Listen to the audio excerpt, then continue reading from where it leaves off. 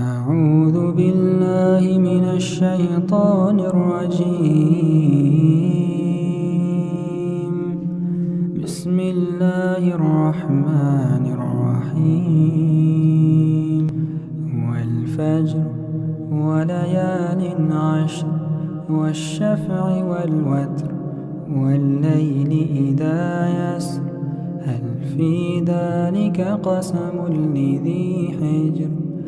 ألم تر كيف فعل ربك بعاد إرم ذات العماد التي لم يخلق مثلها في البلاد وثمود الذين جابوا الصخر بالواد وفرعون ذي الأوتاد الذين طغوا في البلاد فأكثروا فيها الفساد فصب عليهم ربك صوت عذاب إن ربك لبالمرصاد فأما الإنسان إذا ما ابتلاه ربه فأكرمه ونعمه فيقول ربي أكرمن وأما إذا ما ابتلاه فقدر عليه رزقه فيقول ربي أهانن كلا بل لا تكرمون اليتيم ولا تحاضون على طعام المسكين وتأكلون التراث أكلا لما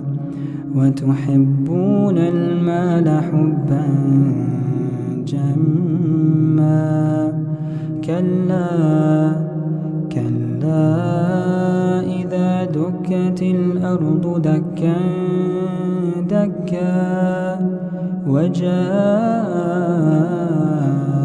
ربك والملك صفا صفا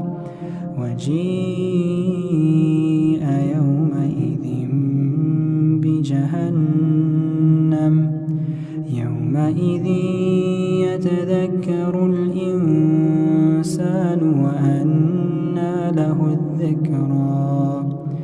يقول يا ليتني قدمت لحياتي فيومئذ لا يعذب عذابه أحد ولا يوثق وثاقه أحد يا أيتها النفس المطمئنة ارجعي إلى ربك راضية مرضية فادخلي في عبادي